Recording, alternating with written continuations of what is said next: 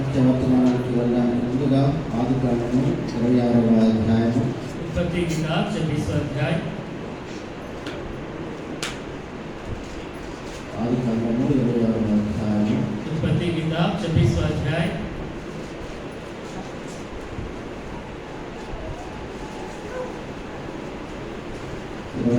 24వ వచనాన్ని కలిసి చదువుదాం. 24 वचन एक साथ मिलकर पढ़ेंगे. Genesis chapter 26 verse 24. उत्पत्ति 26 का 24. ఆ రాత్రి యెహోవా అతనికి ప్రత్యక్షమై, నేను నీ తండ్రి అయిన అబ్రహాము దేవుడను. అందరం కలిసి చదువుదాం. एक साथ मिलकर पढ़ेंगे. ఆ రాత్రి యెహోవా అతనికి ప్రత్యక్షమై, నేను నీ తండ్రి అయిన దేవుడను, అబ్రహాము దేవుడను. నేను నీకు తోడై ఉన్నాను కనుక భయపడకుము. నా దాసుడైన అబ్రహామును బట్టి నిన్ను ఆశీర్వదించి నీ సంతానమును విస్తరింపచేసానని చెప్పాను.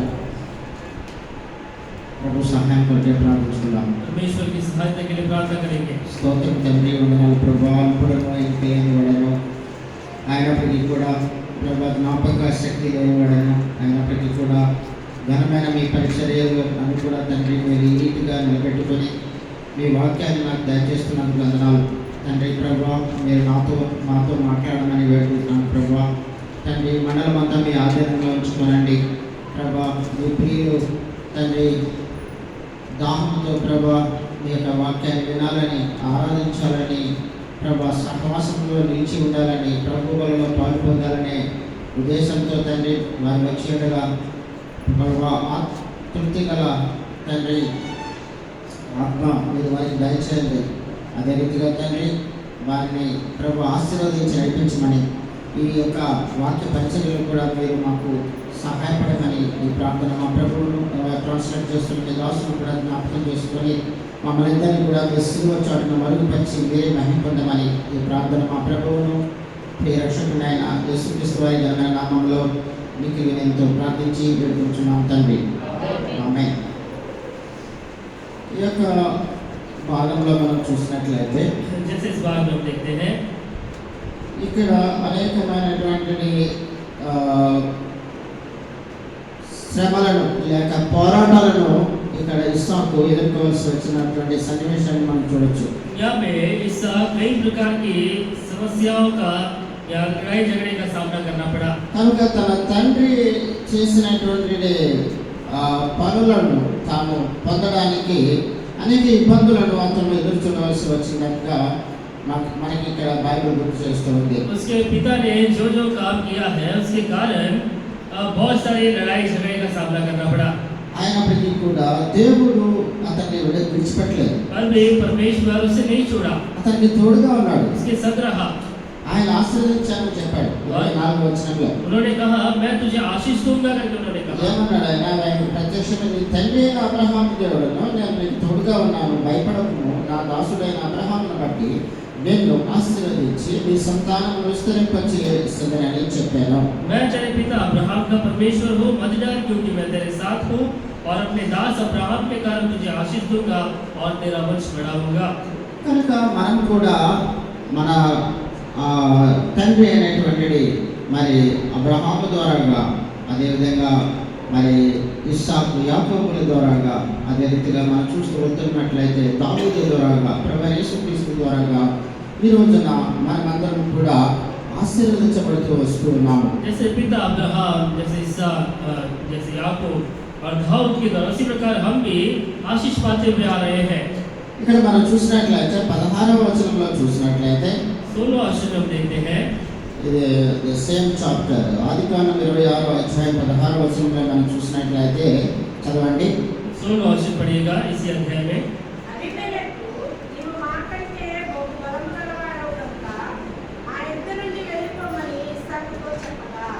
ఇస్సాకు ఏమంటున్నాడు, నువ్వు చాలా బలమైన వాడువు, నువ్వు మా యొద్ద నుండి వెళ్ళిపో అని చెప్తున్నాడు అబీమెలెకు. अबीमेलेक ने इसहाक से कहा तू हमारे पास से चला जा क्योंकि तू हमसे बहुत सामर्थी हो गया है. అక్కడి నుండి ఇస్సాకు అక్కడ నుండి గెరారు లోయలో గుడారం వేసుకొని అక్కడ నివసించినట్లుగా 17వ వచనంలో చెప్పబడుతుంది. क्योंकि इसहाक जो गरार की जो नाली में उन्होंने तंबू डालकर वो निवास करता है। అంత మాత్రమే కాదు, उतना ही नहीं, 18వ వచనం చదవండి. 4वां वचन, అప్పుడు తన తండ్రి అయిన అబ్రహాము దినములలో రవ్విన నీళ్ల బావులు ఇస్సాకు తిరిగి త్రవ్వించెను. ఏలయనగా అబ్రహాము మృతి పొందిన తర్వాత ఫిలిష్తీయులు వాటిని కూల్చివేసిరి. అతడు తన తండ్రి వాటికి పెట్టిన పేర్ల చొప్పున తిరిగి వాటికి పేర్లు పెట్టెను. 19 కూడా చదవండి. మరియు ఇస్సాకు దాసులు ఆ లోయలో త్రవ్వగా జలలు గల నీళ్ల బావి దొరికింది. అక్కడ మరి ఇస్సాకు తన తండ్రి దినాలలో ఉన్నటువంటి బావులను తిరిగి త్రవ్వించడానికి మొదలుపెట్టినప్పుడు जब इसहाक अपने पिता जो कुआं बनवाए थे उसे फिर जब खुदवाया, ఫిలిష్తీయులు తన తండ్రి అయిన అబ్రహాము మృతి పొందిన తర్వాత వాటిని పూడ్చివేసినట్లుగా చెప్పబడుతుంది. फिलिस्तियों ने उसके पिता अब्राहम ने जो कुआं खुदवाया तो उसे उन्होंने बंद कर दिया। అయితే తన తండ్రి వాటికి పెట్టిన పేర్ల చొప్పున తిరిగి మరి ఇస్సాకు వాటిని త్రవ్వించడం మొదలుపెట్టాడు. पिता ने जो नाम वहाँ पे रखवाया था, इसहाक ने क्या किया, फिर दोबारा उस कुएं को खुदवाया। 19వ వచనంలో ఇస్సాకు దాసులు ఆ లోయలో త్రవ్వగా జలగల బావి దొరికింది అని చెప్పి రాయబడింది. लिखा गया है, इसहाक के दासों को घाटी में खोदते खोदते बहते हुए जल का सोता मिला है। 20వ వచనంలో చూసినప్పుడు అప్పుడు గెరారు కాపరులు ఇస్సాకు కాపరులతో జగడమాడి ఈ నీరు మాది అని చెప్పిన కనుక వారు తనతో కలహించినందున అతడు ఆ బావికి ఏసేకు అని పేరు పెట్టాను. ఏసేకు అంటే ఏంటి? यहाँ पे एशेक का मतलब क्या है, ఏమని రాయబడింది? क्या लिखा गया है? జగడమాడు. అక్కడ జగడం జరిగింది. वहाँ पे झगड़ा हुआ है। దానికి ఇతను జగడము అని పేరు పెట్టారు. తర్వాత చదవండి 21వ వచనంలో. पढ़िए,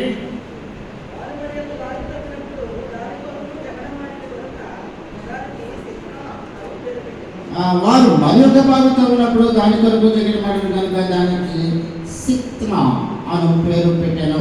సిత్న అంటే విరోధము, జగడము లేక విరోధము.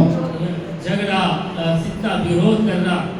కనుక ఇవన్నీ కూడా ఇస్సాకు అనుభవిస్తున్నాడు. ये सब इसहाक अनुभव कर रहा है। ఏ విధంగా తన తండ్రి యొక్క స్వాస్థ్యాన్ని తాను పొందడానికి అక్కడ అతను పోరాటం చేయవలసి వచ్చింది. अपने पिता का स्थान को पाने के लिए वहाँ पे लड़ाई करना पड़ा। 20 తర్వాత చదవండి 22వ వచనం. 22, అతడు అక్కడ నుండి వెళ్ళి మరి ఒక బావి త్రవ్వించెను. దాని విషయమై వారు జగడమాడలేదు. దాని విషయమే వారు జగడమాడలేదు. మరొక బావిని తవ్వించడానికి వెళ్ళినప్పుడు జగడమాడలేదు కనుక అతడు ఇప్పుడు యెహోవా మనకు ఎడము కలుగు చేసి ఉన్నాడు కనుక ఈ దేశమందు అభివృద్ధి పొందును అనుకొని దానికి రెహోబోతు అని పేరు పెట్టాడు. రెహబోతు అంటే ఎడము. यहाँ पे रहबोत यानी स्थान। కాబట్టి అక్కడ ఇస్సాకు రెహబోతు అని చెప్పి దానికి పేరు పెట్టినట్టుగా చెప్పబడుతూ ఉంది. इसहाक ने रहबोत करके इस जगह का नाम रखा। దేవుడు అక్కడ ప్రత్యక్షమయ్యాడు. परमेश्वर वहाँ पे उसको दर्शन दिया। ఇస్సాకు ప్రత్యక్షమై చెప్తున్నాడు. इसहाक वहाँ पे दर्शन देकर कहता ఇక్కడ है, మనం చదివినటువంటి భాగం ఇక్కడి నుంచి మొదలైంది. हम जो पढ़े हैं जो भाग यहाँ से शुरू होता है। 24వ వచనం చదవండి. 24वां वचन, ఆ రాత్రి యెహోవా అతనికి ప్రత్యక్షమై నేను నీ తండ్రి అయిన అబ్రహాము దేవుడను, నేను నీకు తోడై ఉన్నాను కనుక భయపడకుము. నా దాసుడైన అబ్రహామును బట్టి నిన్ను ఆశీర్వదించి నీ సంతానమును విస్తరింపజేస్తానని చెప్పాను.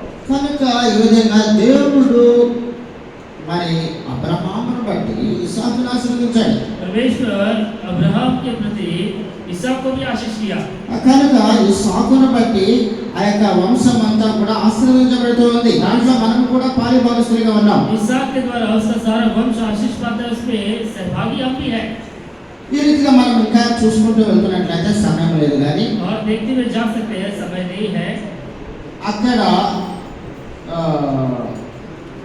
చదవండి 26వ వచనం నుండి చదవండి. 26वां वचन से पढ़िए, అంతటా అబీమెలెకును అతని స్నేహితుడైన ఔహుజతులు అతని సేనాధిపతి అయిన ఫికోలును గెరారు నుండి అతని యొద్దకు వచ్చిరి. వాళ్ళు వచ్చి 27వ వచనం. ఇస్సాకు, మీరు నా మీద పగపట్టి మీ యొద్ద నుండి నన్ను పంపివేసిన తర్వాత ఎందు నిమిత్తం నా యొద్దకు వచ్చి ఉన్నారని వారిని అడగగా ఇక్కడ అడుగుతున్నాడు, ఇస్సాకు అడుగుతున్నాడు, చెప్తున్నాడు, మీ దగ్గర నుండి నన్ను పంపించేశారు కదా, వెళ్ళమని చెప్పాడు కదా. మా స్టార్టింగ్లో మనం చదువుకున్నాం కదా 16వ వచనంలో. जैसे इसहाक से कहा आप चले जाओ, उन्होंने कहा जैसे हम 16 वचन में पढ़े हैं।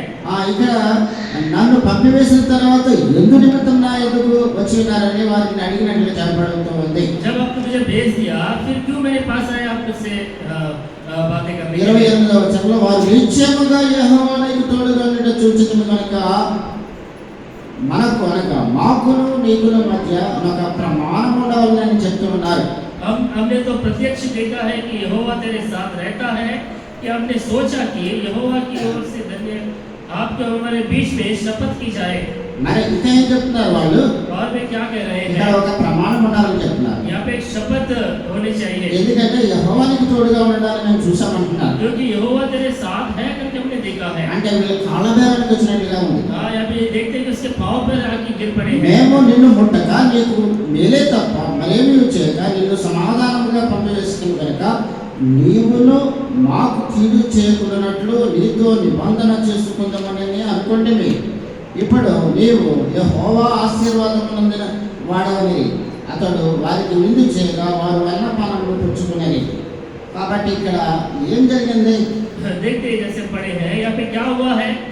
వారు వచ్చిన వెంటనే అతను పొందినటువంటి అవమానమును లేక అతను పొందినటువంటి వేదనను సమస్తాన్ని కూడా ఇస్సాకు వదిలిపెట్టాడు. क्योंकि जो आते ही जो अपमान, जो वेदना, जो दुख जो उठाया है सब कुछ उन्होंने छोड़ दिया। కనుక వారు వచ్చిన వెంటనే వారిని ఆదరించాడు. और जब वे आए उनके पास उनको उन्होंने कुशल क्षेम उन्होंने देखा है। ఏ విధంగా ఆదరించాడు? कैसे उनका कुशल क्षेम देखा है? ఇక్కడ మనం చదివాము ఏమని వారికి? क्या पढ़े यहाँ पे हम जैसे पढ़े हैं? అతడు వారికి విందు చేయగా 30వ వచనంలో చదవండి. पढ़िए। అతడు వారికి విందు చేయగా వారు అన్నపానములు పుచ్చుకొనిరి. కాబట్టి ప్రభు వారు కూడా అదే చెప్తున్నారు. ఒకవేళ మనకి ఎవరైనా విరోధంగా ఉన్నట్లయితే यदि हमारे प्रभु जी यही कहते थे हमारे विरोध में यदि कोई వారి है, కొరకు ప్రార్థన చేయి, उसके लिए तो प्रार्थना कर, వారిని ప్రేమించు. उससे तो प्रेम कर। అటువంటి వారిపై తలపై విప్పులు పూసినట్లుగా ఉంటుంది. ऐसे यदि आप करोगे उसके सिर पर तो మనం हमारे చూపినటువంటి होगा। ప్రేమ ద్వారా हमने जो प्रेम उसके ऊपर दिखाते మనం हैं, చేసినటువంటి ప్రార్థనల ఫలితముగా हमारी प्रार्थना के फल के द्वारा, శత్రువుని కూడా మిత్రులుగా మార్చగల శక్తి దేవుడికి ఉంది. क्योंकि शत्रुओं को भी मित्र बनाने में शक्ति परमेश्वर को ఈ है। విధంగా మరి అతనికి విరోధంగా ఉన్న వాళ్ళందరినీ కూడా మరి ఇక్కడ ఇస్సాకు మరి ప్రేమించినట్లుగా ఆదరించినట్లుగా చెప్పబడుతూ ఉంది. क्योंकि उसके विरोध में जो है इसहाक ने उससे आदर किया, उससे प्रेम किया है। 31వ వచనంలో చూసినట్లయితే 21 वर्ष पढ़िए। తెల్లవారినప్పుడు వారు లేచి ఒకరితోనొకరు ప్రమాణము చేసుకుని తెల్లవారినప్పుడు వారు లేచి ఒకరితో ఒకరు ప్రమాణము చేసుకుని తరువాత ఇస్సాకు వారిని సమాధానముగా వెళ్ళి ఇతను ఇస్సాకు వారిని సాగనంపుతున్నాడు. इसहाक उन्हें भेज रहा है। మనం ఈ లోకంలో మనం ఎవరైనా ఒకవేళ మన విరోధిగా ఉన్నవాడు ఎవరైనా మన ఇంటికి వచ్చినట్లయితే यदि इस दुनिया में कोई हमारे विरोध में शत्रु हमारे घर आ जाए, వాళ్ళ ముందే తలుపులు వేసేసుకుంటాం. उसके सामने दरवाजा ఒకవేళ తలుపులు వేసుకోకపోయినా दरवाजा बंद नहीं करने पर भी మమ్మీ లేరు డాడీ లేరు అని చెప్పమంటాం. कहते हैं कि मम्मी नहीं है, डैडी नहीं है करके कहते हैं। లేకపోతే అప్పటికి కూడా కొంతమంది చాలా యాక్టివ్గా ఉంటారు. तब भी बहुत ही कुछ लोग एक्टिव रहते हैं, ఆ లోపలికి కావాలని వస్తారు. अंदर ऐसे घुसकर आते हैं। వచ్చినప్పుడు వారు మాట్లాడడానికి ప్రయత్నించినప్పుడు కూడా నేను నీతో మాట్లాడిన పో అని చెప్పుకోవాలని వాళ్ళు ఉంటారు. अक्सर आने के बाद बात करने वाले हम कहते हैं अरे तेरे बात कर दो, जाने के लिए हम कहते हैं। అయితే ఇక్కడ ఇస్సాకు అలా చేయలేదు. पर इसहाक ने वैसा नहीं किया है। వారికి అన్నపానాలు పెట్టినట్టుగా చెప్పబడింది, విందు చేసినట్టుగా చెప్పబడింది. उनके लिए उन्होंने भोज दिया, खाना पीना उनको दिया। తెల్లవారిన తర్వాత వారు లేచి ఒకరితో ఒకరు ప్రమాణం చేసుకున్నారు. और सवेरे उठकर एक दूसरे से उन्होंने शपथ खाई है, ఇస్సాకు వారిని సాగనంపాడు. और इसहाक ने उन्हें विदा किया है। మనం ఇశ్రాయేలు వారు ఎవరైనా వచ్చినట్లయితే यदि हमें कोई पसंद नहीं थे, यदि हमारे पास आए, వాళ్ళు వెళ్ళిపోతున్నప్పుడు కనీసం తలుపు వరకు కూడా వెళ్ళి మాట్లాడు. क्योंकि जब हम वापस जाने से दरवाजे तक जब जाकर बातें नहीं మనం करते। ఏదో पనిలో ఉన్నట్టుగా చాలా బిజీగా ఉన్నట్టుగా మనం బిహేవ్ చేస్తాం. हाँ, यदि कोई बहुत बिजी है, काम में है, वैसे हम बिहेव करते हैं, ఎందుకంటే వాళ్ళంటే ఇష్టం ఉండదు మనకి. क्योंकि उन्हें हमें पसंद नहीं है इसीलिए। అయితే ఇక్కడ దేవుడు పరిశుద్ధాత్మ దేవుడు ఈ విషయాలు ఎందుకు తీసుకొచ్చాడు మన మధ్యకి? पवित्र आत्मा परमेश्वर क्यों ये बातों को लाता है? ఇవన్నీ కూడా దృష్టాంతముగా మనం తెలుసుకుని జీవించడానికి అన్వయించుకోవడానికి ये सब दृष्टांत के तौर पर समझने के लिए इसे जीवन बिताने के लिए వారు సమాధానంతో వెళ్ళిందని రాయబడింది. वे कुशल और क्षेम के साथ में गए हैं. కనుక ఆ రీతిగా మనము ఈ లోకంలో జీవించవలసిన వారమై ఉన్నాం. हमें उस प्रकार इस दुनिया में जीवन को बिताने ఈ లోకముతో పాటు అన్యులతో పాటు అన్యుల వలె మనం కూడా జీవించినట్లయితే इस संसार के साथ अन्य लोगों के साथ यदि हम जीवन को बिताते हैं ప్రయోజనము నిష్ప్రయోజనము మనం ఒక విశ్వాసిగా ఉండడం అన్నది నిష్ప్రయోజనమైనది. क्योंकि अब एक विश्वासी होने के नाते कोई काम करने कोई प्रयोग ही नहीं है. మత్తయి సువార్తలో ప్రభు అయిన యేసుక్రీస్తు వారు చాలా తేటగా చెప్తూ ఉన్నారు. मत्ती रचित सुसमाचार में प्रभु यीशु मसीह कहते हैं ఏమని చెప్తున్నారు ఆయన మత్తయి సువార్త 24వ అధ్యాయంలో చూసినట్లయితే मत्ती रचित सुसमाचार 24वां अध्याय में क्या कहता है? 4వ వచనం నుండి దయచేసి చదవండి. 14वां वचन से पढ़िएगा. యేసు వారితో ఇట్లనెను, ఎవడును ఎవడును మిమ్మును మోసపరచకుండా చూచుకొనుడి. మిమ్మల్ని మోసపరచకుండా చూచుకొనుడి. అనేకులు నా పేరట అనేకులు నా పేరిట వచ్చి వచ్చి నేనే క్రీస్తునని చెప్పి నేనే కృష్ణుని చెప్పి పలువురిని మోసపరిచెదరు. ఈ రోజుల్లో చూసినట్లయితే అన్య బోధలు, తప్పుడు బోధలు కనుక అనేకమైనవి మనం వింటూ ఉన్నాము. क्योंकि आज अन्य अन्य तरह के उपदेश जो गलत उपदेश हम सुनते हैं. అయితే ఇక్కడ ప్రభు యేసుక్రీస్తు వారు ఈ విధంగా ఉంటుందని మరి ఇక్కడ చాలా తేటగా చాలా ముందుగా తెలియజేసి ఉన్నారు. और ऐसा होगा करके पहले प्रभु यीशु मसीह ఎవడును మిమ్మల్ని మోసపరచకుండా చూసుకోండి. कोई तुम्हें धोखा ना दे. మీకు గైడ్ చేయవలసింది బైబిలే. क्योंकि आपको जो जो मार्ग दिखाते हैं वो बाइबल है. అక్కో లేకపోతే అన్నో లేకపోతే తండ్రో తల్లో కాదు. क्योंकि आपकी अक्का या माँ या बेटा भाई या कोई और कोई नहीं. కాబట్టి బైబిలే మనకి సహాయపడుతుంది. क्योंकि बाइबल ही हमारी सहायता करती है. ఒకవేళ మనకి చదువు లేకపోయినా పర్వాలేదు, यदि हमारी पढ़ाई ना हो, पढ़ाई పరిశుద్ధాత్మ దేవుడే మనకి సహాయం చేస్తాడు. पवित्र आत्मा परमेश्वर हमारी सहायता करता బక్సింగ్ है. గారి ఫెలోషిప్ లో చూసినట్లయితే ఎవరు కూడా ట్రైనింగ్ చేయలేదు. क्योंकि बक्सिया जी के फेलोशिप में कोई ट्रेनिंग नहीं करते हैं. ఆ ప్రతి వారు కూడా బైబిల్ ప్రకారంగా ధ్యానించడం ద్వారానే వారు తెలుసుకోగలిగారు. क्योंकि बाइबल को अध्ययन करने के द्वारा उन्होंने जाना है. కాబట్టి మనము మోకాళ్ళలో ఉండి దేవుని అడిగినప్పుడు దేవుడు సహాయం చేస్తాడు. हम घुटनों में आकर प्रार्थना करने पर सहायता परमेश्वर करता है. యేసు వారితో ఇట్లనను, ఎవడను మిమ్మల్ని మోసపరచకుండా చూసుకోండి. यीशु ने उसे उत्तर दिया, सावधान रहो, कोई तुम्हें ना भरमाने నా पाए. పేరు వచ్చి నేనే క్రీస్తు అని చెప్పి పలువురిని మోసపరిచేటువంటి కాలం రాబోతుంది. क्योंकि ऐसे दिन आने वाले मेरे नाम से आकर कहेंगे मैं मसीह हूँ और बहुतों को भरमाएंगे. 6వ వచనంలో మరియు మీరు యుద్ధములను గురించి యుద్ధ సమాచారములను గురించి వినబోదురు, మీరు కలవరపడకుండా చూసుకునండి, ఇవి జరగవలసి ఉన్నవి కానీ అంతం వెంటనే రాదు. लोग लड़ाइयों की चर्चा सुनोगे तो घबराना जाना, क्योंकि इनका होना अवश्य है, परंतु उस समय अंत ना होगा. జనం మీద జనములు, రాజ్యం మీద రాజ్యములు లేచును, అక్కడక్కడ కరువులు, భూకంపాలు కలుగును, ఇవన్నీ వ్యాధులకు ప్రారంభం అని చెప్పి రాయబడింది. लिखा गया है जाति के ऊपर जाति, राज्य के ऊपर राज्य चढ़ाई करेगा, जगह जगह अकाल पड़ेगा और भूकंप होंगे. ఇవన్నీ కూడా ఈ లోకంలో మనం చూస్తూ ఉన్నాం.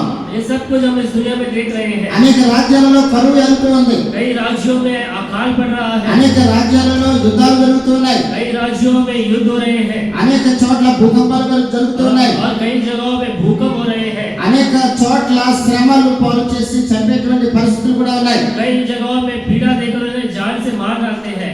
మీరు నా నామము నిమిత్తము సకల జనముల చేత ద్వేషించబడుదురు అని చెప్పి రాయబడింది. और कहते हैं कि मेरे नाम के कारण सब जातियों के लोग तुमसे भय रखेंगे. ఈ లోకంలో మనం ప్రస్తుత కాలంలో చూసినట్లయితే క్రైస్తవ జనాంగానికి వ్యతిరేకంగా అనేకమైనటువంటి శ్రమలను అనుభవిస్తున్నటువంటి దైవజనులు ఉన్నారు. जो आज मसीहा लोगों के विरोध में उठने वाले लोग और मसीहा लोग कष्टों को क्लेश को सहने वाले कई परमेश्वर के सेवक 9వ हैं. వచనంలో చెప్పబడిన మాట చూస్తూ ఉన్నాం. क्योंकि 9वें वचन में जो कहा गया है उसे हम देखते हैं. జనులు మిమ్మల్ని శ్రమల పాలు చేసి చంపెదరు, तब क्लेश देने के लिए तुम्हें पकड़वाएंगे और तुम्हें मार डालेंगे. మీరు నా నామము నిమిత్తము సకల జనముల చేత ద్వేషించబడుదురు. और मेरे नाम के कारण सब जातियों के लोग तुमसे भय रखेंगे. అనేకులు అభ్యంతరపడి ఒకరినొకడు అప్పగించి మరి ఒకడు ద్వేషింతురు. देखिए बहुत से ठोकर खाएंगे, एक दूसरे को पकड़वाएंगे और एक दूसरे से बैर रखेंगे. కనుక ఈ విధంగా మరి రాబోయే రోజుల్లో జరుగుతాయని చెప్పి ప్రభు వారు చెప్తూ ఉన్నారు. ये आने वाले दिनों में होंगे करके प्रभु जी कह रहे हैं. మనం చూసినట్లయితే आप जैसे देखते हैं అనేకులైన అబద్ధ ప్రవక్తలు వచ్చి పలువురిని మోసపరిచెదరు, అక్రమము విస్తరించు చేత అనేకులు ప్రేమ చల్లారును, అంతము వరకు సహించువాడెవడో వాడే రక్షించబడును. देखेगा अंतिम दिन में ऐसे कई झूठे उपदेशक आएंगे, उन्हें भरमाएंगे, पर अंतिम दिन तक हमें सहते हुए रहना है। అక్రమము విస్తరించుట చేత అనేకుల ప్రేమ చల్లారును. देखिएगा अधर्म बढ़ने के द्वारा कई लोगों का जो प्रेम ठंडा हो जाएगा। అక్రమము విస్తరించడం వలనే దేవుని బిడ్డలమైనటువంటి మనలో ప్రేమ చల్లారిపోవడానికి గల కారణం. या कुकर्म यदि बढ़ जाता है तो कई बच्चों में परमेश्वर बच्चों में प्रेम ठंडा हो जाता है। అంతము వరకు సహించువాడు ఎవడో వాడే రక్షించబడతాడు. और अंत तक जो इसे सहता है वही उद्धार को पाता है। శ్రమలు ఉంటాయి, अब क्लेश होंगे, కష్టాలు ఉంటాయి, तकलीफ होंगे, దుఃఖాలు ఉంటాయి, दुख होंगे, వ్యాధులు ఉంటాయి, बीमारी కరువు होगी, ఉంటుంది. अकाल होगा। అయినప్పటికీ కూడా వాటినన్నింటినీ కూడా దేవుని కొరకై వైరాగ్యంతో సహించినప్పుడు మాత్రమే వాడు రక్షించబడతాడు. और वे परमेश्वर के लिए जलन के साथ जो जीवन को बिताते हैं वे उद्धार पाते हैं। మరియు ఈ రాజ్య సువార్త సకల జగత్తుకు సాక్షాత్మై లోకమంతటా కూడా ప్రకటించబడును, అటు తర్వాత అంతం వచ్చును. क्योंकि ये परमेश्वर के राज्य का सुसमाचार सारे जगत में प्रचार किया जाएगा, उसके बाद ही इस जगत में अंत हो जाएगा। కనుక బైబిల్లో చెప్పబడినటువంటి ప్రతి అక్షరం కూడా నెరవేరే సమయం ఆసన్నం అవుతూ ఉంది. परमेश्वर का वचन जो लिखा गया हर एक बात पूरा होने का समय आने वाला है। అయితే దేవుడు చెప్తున్నాడు, पर परमेश्वर कहता నేను है నీకు తోడై ఉన్నాను, मैं तुम्हारे संग हूँ, భయపడవద్దు. मत डर। ఈ విషయంలో భయపడవద్దు అని చెప్పి బైబిల్ 365 సార్లు వచ్చింది. क्योंकि मत डर ये जो शब्द है पूरे बाइबल में 365 बार ये बात लिखा गया చిన్న है। సంభవం జరిగితే భయపడిపోతాం. ये छोटी जब घटना हो जाती है तो हम डर जाते हैं। ఒకసారి బిడ్డకి ఒకవేళ ఎగ్జామినేషన్ ఫీజు కట్టడం ఒకవేళ లేట్ అయినట్లయితే అయ్యో ఫైన్ పడుతుంది అని భయపడిపోతూ ఉంటాం. क्योंकि यदि बच्चे का फीस 1 महीना बाद नहीं पाए तो अरे आप फाइन लग जाता है करके हम डरने लगते हैं। తీసుకోవాల్సిన జాగ్రత్తలు తీసుకోం, या जो ध्यानपूर्वक से जब नहीं लेते हैं లాస్ట్ మినిట్ లో మనం భయపడిపోతాం. और अंत में हम डर जाते हैं। కాబట్టి మనం ఎప్పుడు కూడా దేవునిలో చాలా పటిష్టంగా యాక్టివ్ గా ఉన్నప్పుడు जब प्रभु में जब हम बने रहते हैं, बहुत एक्टिव जब हम रहते हैं, ఆ దేవుడు మనకి జయాన్ని ఇస్తాడు, परमेश्वर में जय देता है, ఘనతనిస్తాడు, हमें बढ़ाई కీడు నుండి ऊंचाई తప్పిస్తాడు. बुराई से हमें మనము बचाता है, ఆశీర్వదించబడి వర్ధిల్లే విధంగా దేవుడు చేయగలడు, हमें आशीष करता है, हमें बढ़ाता है, మనల్ని బలపరచగలడు. हमें वो बलवत करता है। బైబిల్ అనేక విషయాలు రాయబడ్డాయి. बाइबल में कई बातें लिखी गई हैं। ఘనత అన్నది ఎక్కడి నుంచి వస్తుంది? क्योंकि बढ़ाई कहाँ से आती है? వాక్యాన్ని చూద్దాం. क्वेश्चन हम देखेंगे। ఘనత 2 సమూయేలు గ్రంథం. दूसरा शमूएल की किताब। నీవు ఘనపరచబడాలి అంటే ఘనత అనేది దేవుడే ఇవ్వాలి. यदि आपकी बढ़ाई की ఆరాధన చూసాం, ఫలాలు ఎక్కడి నుంచి వస్తాయి? నేనే ఇస్తున్నాను అంటున్నాడు ఆయన. आराधना के समय में फल कहाँ से आते हैं? मुझी से फल तो पाए हो करके उन्होंने ఆ कहा। ఘనత ఎక్కడి నుంచి వస్తుంది? और ये बढ़ाई कहाँ से आती है? దేవుని దగ్గర నుండి వస్తుంది. परमेश्वर से ही मिलती है। 2 సమూయేలు గ్రంథం. दूसरा शमूएल 2 Samuel chapter 7 दूसरा शमूएल 7वां अध्याय 9వ వచనం నుండి దయచేసి చదవండి. 9वां वचन से पढ़िए। నీవు పోవు చోట్లనెల్లను నీకు తోడుగా నుండి నీ శత్రువులనందరినీ నీ ఎదుట నిలవకుండా నిర్మూలన చేసి లోకంలోని గనుడైన వారికి కలుగు పేరు నీకు కలుగజేసి ఉన్నాను. ఎవరితో చెప్తున్నాడు ఆయన? कौन किससे कह रहा है? దావీదుతో చెప్తున్నాడు దేవుడు. दाऊद से कहता है परमेश्वर। ఎందుకంటే దావీదులో కూడా కొన్ని బలహీనతలు ఉన్నాయి. क्योंकि दाऊद में भी कुछ निर्बलताएं हैं। అయితే తన బలహీనతలను దేవుడి దగ్గర ఒప్పుకున్నాడు. उसकी निर्बलताएं जो है परमेश्वर के सामने उन्होंने कह दिया। కనుకనే దేవుడు అతన్ని హెచ్చించాడు. इसीलिए परमेश्वर ने उसे महान किया है। ఆయన కనపరిచినట్లుగా చెప్పబడుతుంది. उसकी वहाँ पे बढ़ाई की गई है। చదవండి, पढ़िए। కంటిన్యూ. మరియు ఇశ్రాయేలీయులను నా జనులు ఇకను కదలింపబడకుండా తమ స్వస్థలమందు నివసించున్నట్లు దాని యందు వారిని నాటి పూర్వము ఇశ్రాయేలీయులను నా జనుల మీద నేను న్యాయాధిపతులను నియమించిన తరువాత జరుగుచూ వచ్చినట్లు దుర్బుద్ధి గల చెరులు ఇక్కడ వారిని కష్టపెట్టక ఉండునట్లు చేసి నీ శత్రువుల మీద నీకు జయమిచ్చి నీకు నెమ్మది కలుగు చేసి ఉన్నాను. మరియు యెహోవానకు నేను నీకు తెలియజేయనిదేమనగా నేను నీకు సంతానము కలుగు చేయుదును. నీ దినములు సంపూర్ణములన్నప్పుడు నీవు నీ పితరులతో కూడా నిద్రించిన తర్వాత నీ రాజ్యమును అతనికి స్థిరపరచెదను. అతడు నా నామ ఘనత కొరకు ఒక మందిరమును కట్టించును. అతని రాజ్య సింహాసనమును నేను నిత్యముగా స్థిరపరచెదను. నేను అతనికి తండ్రినయ్యుండును, అతడు నాకు కుమారుడయ్యుండును. అతడు పాపము చేసిన యెడల నరుల దండముతోనూ మనుషులకు తగు దెబ్బలతోనూ అతను శిక్షింతుడు గాని, నిన్ను స్థాపించుటకై నేను కొట్టివేసిన సౌలునకు నా కృప దూరమైనట్లు అతనికి నా కృప దూరము చేయను. కాబట్టి ఇక్కడ మనం చూసినట్లయితే దేవుడు దావీదును ఆ రీతిగా ఆశీర్వదించినట్లుగా మనం చూస్తున్నాం. परमेश्वर ने दाऊद को उस रीति से उन्होंने आशीष किया है. కనుక దేవుడు అదే రీతిగా మనల్ని కూడా ఆశీర్వదించడానికి సిద్ధంగా ఉన్నాడు. परमेश्वर उसी प्रकार हमें भी आशीष करने के लिए तैयार है. మనం చూస్తూ వెళ్తున్నట్లయితే ఇక్కడ దావీదు ఒకానొక సమయంలో ఒక తప్పిదాన్ని చేసినట్లుగా మనకి బైబిల్ గుర్తు చేస్తూ ఉంది. क्योंकि दाऊद ने भी एक समय उन्होंने गलत किया है, बाइबल बताती है. అయినప్పటికీ కూడా అతడు దేవుని దగ్గర వేడుకున్నాడు. पर भी परमेश्वर से उन्होंने विनती की है. బెత్షెబ విషయంలో అతను తప్పు చేసినప్పటికీ కూడా सेवा के विषय में उन्हें गलत करने पर भी కీర్తన 69:5 ఆయన చెప్పాడు, भजन संगीता 69 का 10वां నా యొక్క బుద్ధిహీనత నీకు తెలిసే ఉంది అని చెప్పి దేవుడి దగ్గర వేడుకున్నాడు. చదవండి కీర్తన 69:5. पढ़िएगा 5वां वचन. దేవా, నా బుద్ధిహీనత నీకు తెలిసే ఉన్నది, నా అపరాధములు నీకు మరుగైనవి కావు. కాబట్టి ఇక్కడ దావీదు ఒక తప్పుదాన్ని చేసినప్పటికీ కూడా దావీదు అతని దగ్గర తన బుద్ధిహీనతను ఒప్పుకున్నాడు. यहाँ पे दाऊद ने गलती करने पर अपनी मूर्खता को उन्होंने वहाँ पे मान लिया है. కీర్తన 41 సమయం లేదు 4వ వచనంలో కూడా చూసినట్లయితే నీ దృష్టికి నేను పాపము చేసి ఉన్నాను అని చెప్పి ఆయన దగ్గర వేడుకున్నాడు. और भजन संगीता में भी कहता है कि मैं आपकी दृष्टि में मैंने पाप किया है.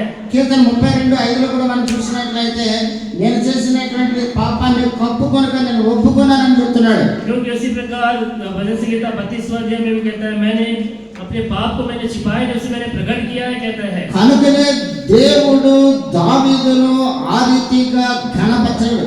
इस प्रकार परमेश्वर ने दाऊद को महान किया है. ఈ లోకంలో విశ్వాసమైనటువంటి మనము इस संसार में विश्वासी जो हम ఏ రీతిగా మనము జీవితాన్ని కొనసాగిస్తూ ఉన్నాం? इस तरह से हम जीवन को बिता रहे हैं. అసూయ, एक प्रकार की ढा, ద్వేషము, दूसरे नफरत करना, క్రోధము, गुस्सा మత్సరము, और दूसरे से ना करना, ఈ రీతిగా అత్యాశ, इस प्रकार अधिक अभिलाषा, అధికార దాహం, अधिकार चलाना. ఇటువంటి కార్యాలు మనల్ని పరలోక రాజ్యానికి చేర్చలేవు. क्योंकि ऐसे जो काम है स्वर्ग के राज्य में नहीं నీ ले. బలహీనతలను నీవు దేవుని దగ్గర ఒప్పుకున్నప్పుడు जब आपके बलहीनता को परमेश्वर के सामने जब मान लेते हो, దేవుడు దావీదును ఏ విధంగా ఘనపరిచాడో दाऊद को जिस प्रकार परमेश्वर ने महान किया है, అదే రీతిగా అదే దేవుడు నిన్ను నన్ను కూడా ఘనపరచడానికి సిద్ధంగా ఉన్నాడు. और वही परमेश्वर आपको और हमें महान करने के लिए तैयार है.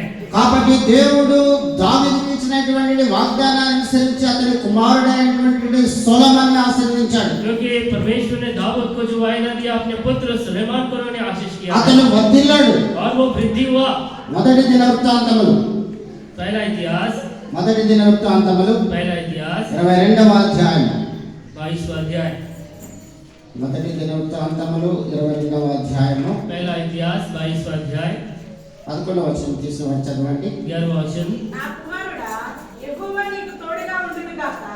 నీవు వర్ధిల్లి నీ దేవుడైన యెహోవా నిన్ను గూర్చి సెలవిచ్చిన ప్రకారముగా ఆయనకు మందిరమును కట్టించుదువు గాక. కాబట్టి దేవుడు దావీదుకు వాగ్దానం చేశాడు. परमेश्वर ने दाऊद से प्रतिज्ञा की. అదే రీతిగా అతని కుమారుని దేవుడు అక్కడ వర్ధిల్లింపజేశాడు. इसी प्रकार परमेश्वर ने इस दाऊद के पुत्र को उन्होंने वहाँ पे बढ़ाया है. ఎంత గొప్ప దేవునికి ఆలయం కట్టడం అన్నది सामान्यమైన విషయం కాదు. अपने महान परमेश्वर के लिए इसका भवन बनाना कोई साधारण सी बात नहीं है. కనుక అంత ధన్యత దేవుడు దావీదు కుమారుడైనటువంటి సొలొమోనుకి ఇచ్చాడు. ऐसी जो धन्यता परमेश्वर ने दाऊद के पुत्र सुलेमान को दिया है.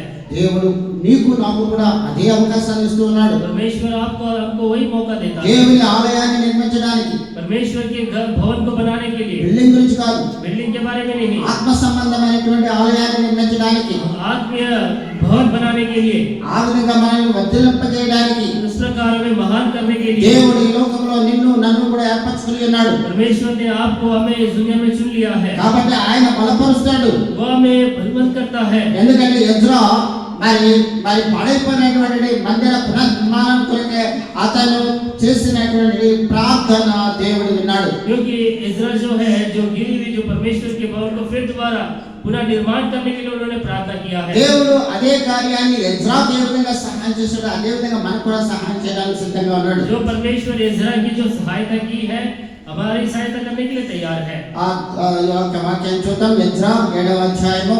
निकाल लीजिए इज़राइल की किताब, ఎజ్రా 7వ అధ్యాయము इज़राइल की किताब 7वां अध्याय తీసుకొని చదవండి. 28వ వచనం.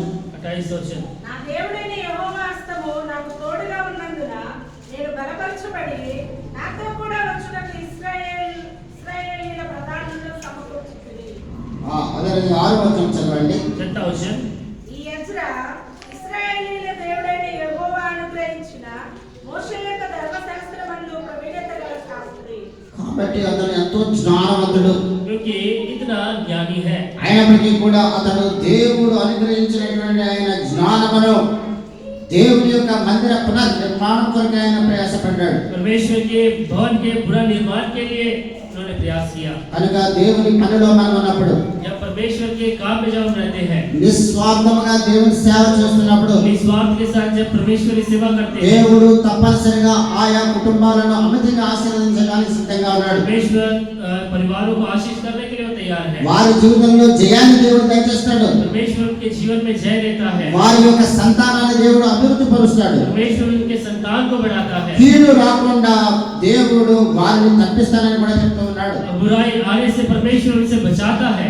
కనుక రిఫరెన్స్ మాత్రం చెప్తున్నాను. सिर्फ रेफरेंस बताते हैं, ఆ కీడు రాకుండా తప్పించడానికి ఎబేజుకు దేవుడు సహాయపడ్డాడు. क्योंकि हानि आने से एबेस के जीवन पर మొదటి దినవృత్తాంతంలో 22వ అధ్యాయం మొదటి దినవృత్తాంతంలో 4వ అధ్యాయం 10వ వచనంలో చూసినట్లయితే, पहला अध्याय दूसरा अध्याय 10 वचन जब देखते हैं, మొదటి దినవృత్తాంతంలో 4వ అధ్యాయం 10వ వచనంలో ఎబేజును దేవుడు ఆశీర్వదించాడు, కీడును తప్పించాడు. जैसे परमेश्वर ने याबेश को आशीष किया है, उसकी जो नष्ट है, नुकसान को हटा दिया है। ప్రియమైన వాళ్ళారా, हमारे प्रिय लोगों, ఇస్సాకు అభివృద్ధిని చూసి వారవలైనటువంటి అబీమెలెకు కూడా అతనికి స్నేహితుడిగా మారాడు. क्योंकि इसहाक की वृद्धि को देखकर अबीमेलेक सह नहीं पाया और उसके साथ वाचा बांधने चला गया। ఇస్సాకుకు అనేక సందర్భాలలో అతని వేదన కల్పించినప్పటికీ కూడా ఇస్సాకు మాత్రం నోరు మెదపకుండా సాధువు స్వభావంతో ఉన్నాడు. వారు అతని దగ్గరికి వచ్చినప్పటికీ వారిని ప్రేమించాడు, విందు చేశాడు, సాగనంపాడు.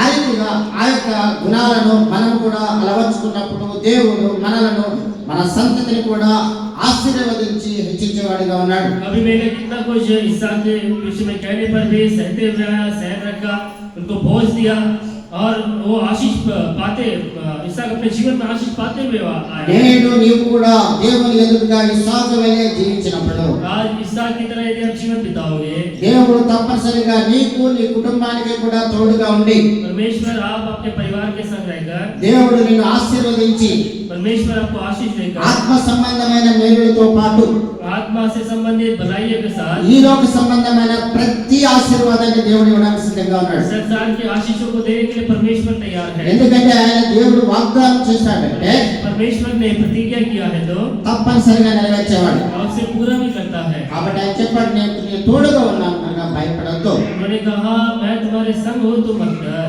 ప్రభు యేసుక్రీస్తు వారు కూడా చెప్పారు మత్తయి సువార్త. प्रभु यीशु मसीह ने मत्ती रचित में कहा है, కనుక అంతం వరకు సహించువాడు మాత్రమే రక్షించబడతాడు. क्योंकि अंत तक जो सहता है वही उद्धार पाता है। ఒకవేళ ఈ లోక సంబంధమైన ఆశీర్వాదాల కొరకు మాత్రమే నీవు దేవుడిని ఆశ్రయిస్తున్నట్లయితే, इस संसार के आशीषों के लिए या परमेश्वर के ऊपर निर्भर है तो అంతకంటే దౌర్భాగ్యమైన మరొక జీవితం లేదు. उससे అది బైబిల్ చెప్తుంది. इतना बड़ा दुर्भाग्य जीवन और कुछ नहीं है, बाइबल कहता है। ఒకవేళ మనలో ఏదైనా బలహీనతలు ఉన్నట్లయితే, यदि हमें कोई बलहीनता है तो తాము ఏ విధంగా దేవుని దగ్గర మరి ఆయన ఒప్పుకోకుండా ఒప్పుకొని విడిచిపెట్టాడు, इस प्रकार दाऊद ना छिपाते हुए सब कुछ मान लिया है, ఆ రీతిగానే మనం కూడా మన బలహీనతలను దేవుని దగ్గర ఒప్పుకొని విడిచిపెట్టి దేవుని యొక్క దైవాశీర్వాదాలతో పాటు ఈ లోక సంబంధమైన ప్రతి ఆశీర్వాదాన్ని కూడా మనకు పొందడానికి దేవుడు మనకు సహాయం చేయగా, उसी प्रकार इस सारी बलहीनताओं को परमेश्वर के सम्मुख मान लेंगे। उसी प्रकार इस संसार के आशीष के आत्मीय आशीषों को भी आप परमेश्वर के द्वारा దేవుని వచనాన్ని ఆశీర్వదించును గాక. परमेश्वर के वचनों को आशीष करे।